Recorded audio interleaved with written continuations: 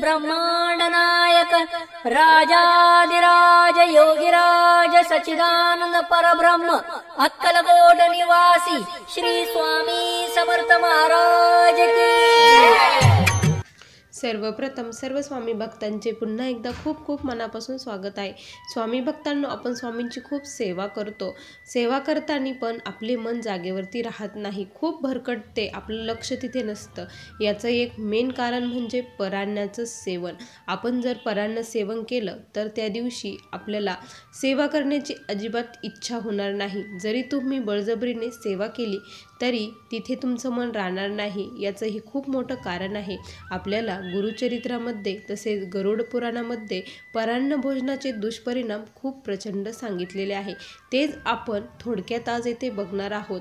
तुम्ही ज्या ज्या आत्तापर्यंत चुका करत होत्या त्या चुका आज करू नका। जरी चुकून परान्न भोजन केले तर त्याच्यावरती काय उपाय, कुठली सेवा करावी याविषयी सर्व काही माहिती आज आपण या व्हिडिओमध्ये बघणार आहोत। त्यामुळे हा व्हिडिओ अगदी शेवटपर्यंत प्रत्येकाने बघावा। चला तर मग आपण आपल्या व्हिडिओला सुरुवात करूया। परान्न भोजनाचे दुष्परिणाम आपण गुरुचरित्रात बघितले। त्यामध्ये त्या स्त्रीची जी इच्छा होती की परान्न भोजन करण्याची, तर आपल्याला नृसिंह सरस्वतींनी तिला तिथे जाण्यासाठी सांगितलं। जेव्हा ती परान्न भोजन करत होती तेव्हा तिला असं जाणवत होतं की तिथे जे डुक्कर आहेत ते त्याच्यामध्ये जेवण करत आहे। तिला खूप असं गलिच्छ फील झालं आणि ती तिथून रागाने उठून गेली की इथं याच्यामध्ये हे जेवण करत आहे। हे त्यांनी दाखवून दिलं, आपल्या गुरूंनी दाखवून दिलं की ते परान्न भोजनाचे खूप मोठे दुष्परिणाम असतात। गुरुचरित्रामध्ये सांगितलं, तुम्ही जर अमावस्येच्या दिवशी परान्न भोजन केलं तर महिनाभराचं तुम्ही जे काही पुण्याचा साठा केला आहे तो पुण्याचा साठा तुम्ही त्या व्यक्तीला देणार आहात। त्यामुळे चुकूनही अमावस्येच्या दिवशी परान्न भोजन करू नये। स्वामी भक्तांनो, आज आपण बघूया की अशा 10 लोकांच्या घरी तुम्हाला चुकूनही परान्न भोजन करायचं नाही। आपलं कमवलेलं पुण्य आपण केलेली सेवा ही त्यांना आपल्याला मोफत द्यायची नाही आहे। तर असे 10 लोक आहे ते त्यांच्याकडे खूप सारा दोष असतो, तो दोष आपण आपल्या माथी घेत असतो आणि आपली आध्यात्मिक प्रगती ही थांबली जाते।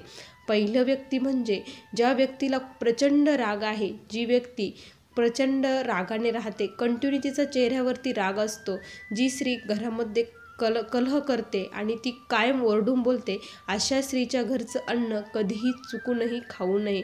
ज्यावेळेस ती अन्न करत असते त्यावेळी ती रागामध्येच असते आणि या रागामध्ये केलेलं भोजनचे दोष हे खूप असतात। आपला स्वभाव देखील तसाच बनतो आणि आपली आध्यात्मिक प्रगतीही थांबत असते। त्याचबरोबर दुसरं म्हणजे जी व्यक्तींच्या घरी 2 नंबरचा धंदा केला जातो, जिथे अनितीने त्यांच्या घरामध्ये पैसा येतो, त्या व्यक्तीच्या घरी देखील चुकूनही अन्न खाऊ नये।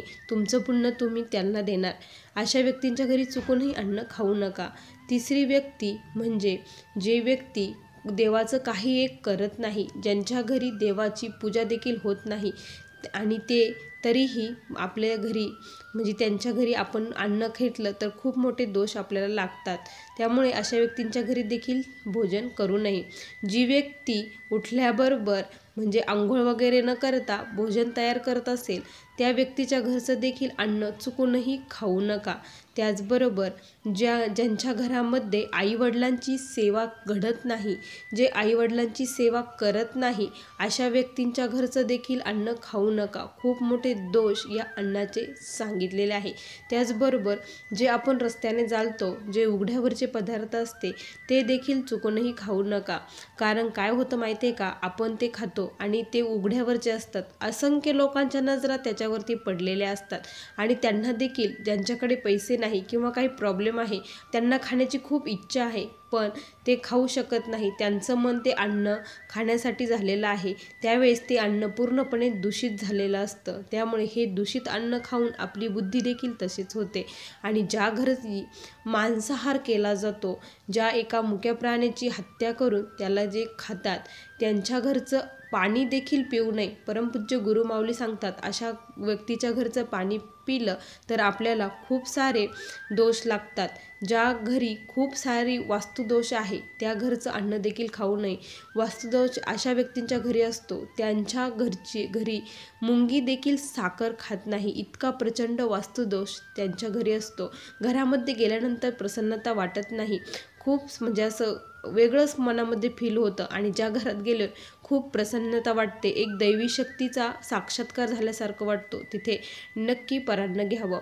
ज्यांच्या घरी गुरूंची सेवा केली जाते, आईवडिलांची सेवा केली जाते आणि सत्कर्माने पैसा कमावला जातो, अशा व्यक्तींच्या घरी अन्न घ्यावं.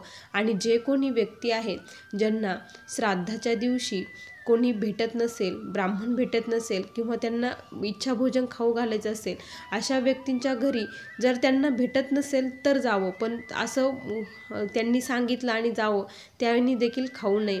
श्राद्ध 10वा 13वा यांचं देखील अन्न खाऊ नये. कारण काय होतं माहिती आहे का, त्या व्यक्तीच्या नावाने हे अन्नदान केलेलं असतं आणि ते पुण्य त्या व्यक्तीला जात असतं. त्यामुळे अशा व्यक्तींच्या घरी देखील अन्न हे खाऊ नये. अशा ह्या व्यक्ती आहेत त्यांच्या घरचं अन्न खाऊ नये. आता तुम्ही म्हणाल की आम्ही कार्यक्रमाला जातो, लग्न समारंभ, वाढदिवस, इकडे तिकडे जातो, तर तिथे आम्ही परान्न घेत असतो, तर मग काय करावं, हे घ्यावं की नाही? जरी घेतलं, काही कारणास्तव हे घ्यावंच लागतं, प्रत्येक व्यक्तीला हे खावंच लागतं. आता हे घेतलं तर त्याच्यावरती उपाय काय? आपले पुण्य जर त्यांना द्यायचं नसेल, आपल्या आध्यात्मिक प्रगती ही थांबवायची नसेल, अडथळे आणायचे नसेल, तर याच्यावरती उपाय काय? तर याच्यावरती खूप सारे उपाय आहेत. त्यातील महत्त्वाचा उपाय म्हणजे चुकून जर आपण असे अन्न घेतले तर काय करावे, तर घरी आल्यानंतर संध्याकाळी हातपाय धुवायचे आहेत. त्यानंतर महाराजांना मुजरा करायचा, महाराजांना विनंती करायची, आज माझ्याकडून परान्नाचं सेवन झालं आहे आणि त्याचे दोष मला लागू देऊ नका, अशी विनंती करायची. त्यानंतर 1 माळ गायत्री मंत्र जप आपल्याला करायचा आहे. त्यामुळे आपले जे परान्नाचे दोष आहे ते नाहीसे होतात. हे गुरुचरित्रामध्ये सांगितलं आहे. त्याचप्रमाणे गरुड पुराणात सांगितलं आहे की म्हणजे याचे दोष घालवायचे असेल तर तुम्ही विष्णू सहस्रनाम वाचू शकता. त्याबरोबर गीतेचा 15वा अध्याय वाचल्याने देखील हे दोष कमी होतात. त्याचबरोबर तुम्हाला जर हेही जमलं नाही तर आपल्याला जी फलश्रुती आहे विष्णू सहस्रनामाची, एका मंत्रामध्ये तो मंत्र आपल्याला म्हणायचा आहे.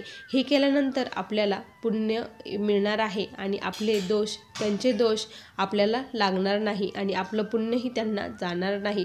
चुकून जर सेवन केलं तर ही आपल्याला करायचं आहे. अशी सेवा तुम्ही करा आणि खरंच परान्न जर तुम्ही घेतलं तर त्या दिवशी बघा तुमचं डोकं हे जड पडल्यासारखं वाटेल, अजिबात तुमची सेवा करण्याची इच्छा होणार नाही. त्यामुळे शक्यतो परान्न टाळायचंच, शक्यतो टाळण्याचा प्रयत्नच करायचा आणि आपल्या घरची जी भाजी भाकरी आहे तीच भाजी भाकरी खाण्याचा प्रयत्न करायचा असतो, हे आपल्याला करायचं आहे. अशा प्रकारे हे सर्वांना माहीत असावं या हेतूने हा व्हिडिओ मी बनवला आहे. तुम्हाला हा व्हिडिओ कसा वाटला नक्की कमेंटमध्ये कळवा. पुन्हा भेटूया अशा सुंदर अनुभव व्हिडिओसोबत. तोपर्यंत सर्वांना श्री स्वामी समर्थ. जय जय स्वामी समर्थ. श्री गुरुदेव दत्त.